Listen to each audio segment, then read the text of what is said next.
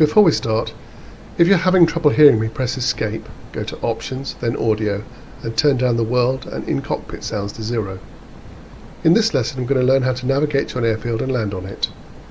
There are 3 navigation modes that we will be using: en route, return, and landing. These submodes are selected automatically at appropriate points along the assigned flight path, but they can also be cycled manually. In this lesson we'll use the automatic method. I currently have the lesson paused as I explain some of the finer points. Press the spacebar to continue. What we'll learn in this lesson is navigating to an airfield via the waypoints, then return point, then landing. We are currently in en route mode as indicated in the bottom left hand corner of the HUD. This will cycle between all waypoints, including the RTN and LDG landing waypoints. Press the spacebar to continue.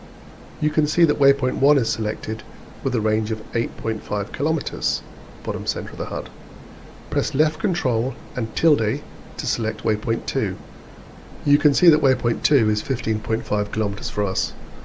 On the front dash, to the left of the stick are 2 dials, the HSI and ADI.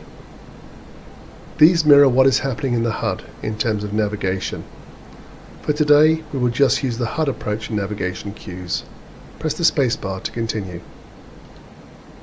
We're going to fly to waypoint 2 by following the circle in the center of the HUD. This is a neat system that will line you up with the runway. Fly towards the circle.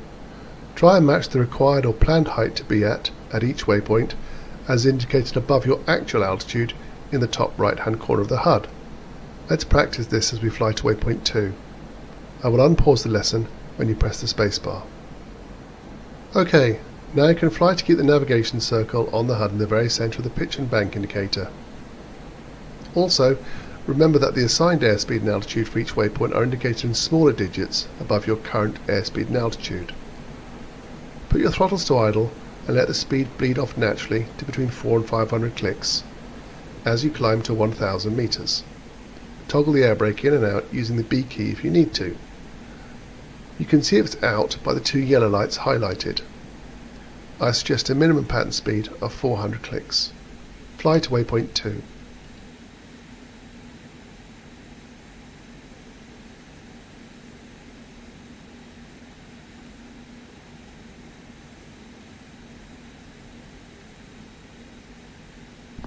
Well done.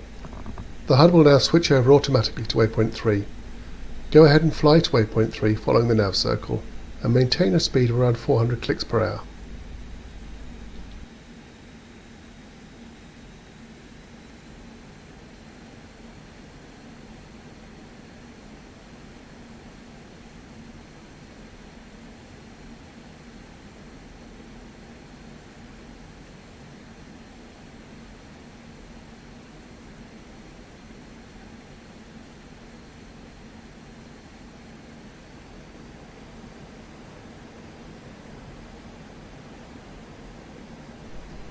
Now that you've reached the last en route waypoint, notice that return mode has automatically been selected, as indicated by RTN in the lower left corner of the HUD.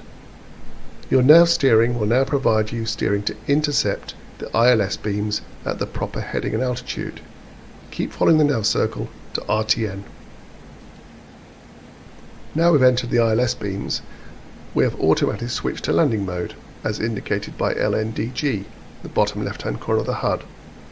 The ILS contains a glide slope beam to guide you vertically and a localizer beam to guide you horizontally. Below the landing indication is a K. This lets you know you've captured the ILS beams. The upside down L in the lower right hand corner of the HUD indicates you're on glide slope. If you've not already done so, reduce your airspeed to less than 400 clicks and lower your gear by pressing G. If you need to, deploy your air brakes by pressing B.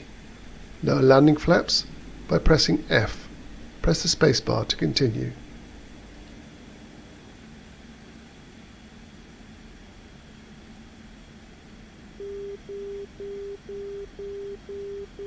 You have just passed the outer marker beacon and your airspeed should be between 280 and 320 clicks and on glide slope. Remember, always better to be hot and high than low and slow. You have now passed the inner marker beacon at 5 kilometers. You just passed the runway threshold. When the radar altimeter indicates 5 meters, reduce the throttle to idle and flare the nose such that your sink rate is between 1 and 2 meters per second. Once all wheels are on the ground and your speed is below 250 clicks, release the braking chute by pressing P. Hold down the W key to apply wheel brakes until the aircraft comes to a complete stop.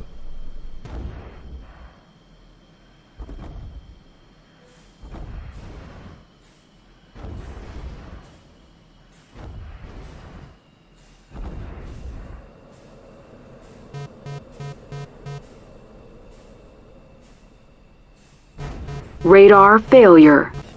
Oops, mission failure. Bad luck. Happens to the best of us. Have another go.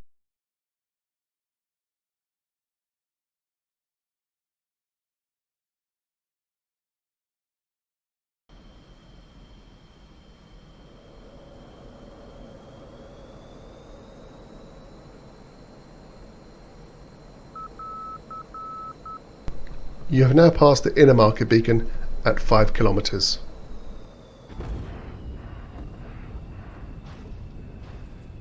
Radar failure.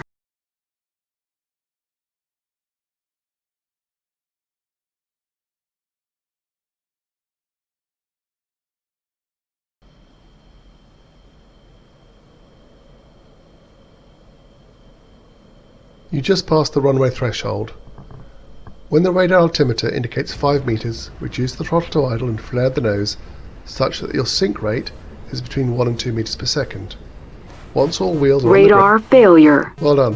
Looks like you got it down in one piece. EOS failure. You can end the lesson now by pressing the escape key. ACS failure.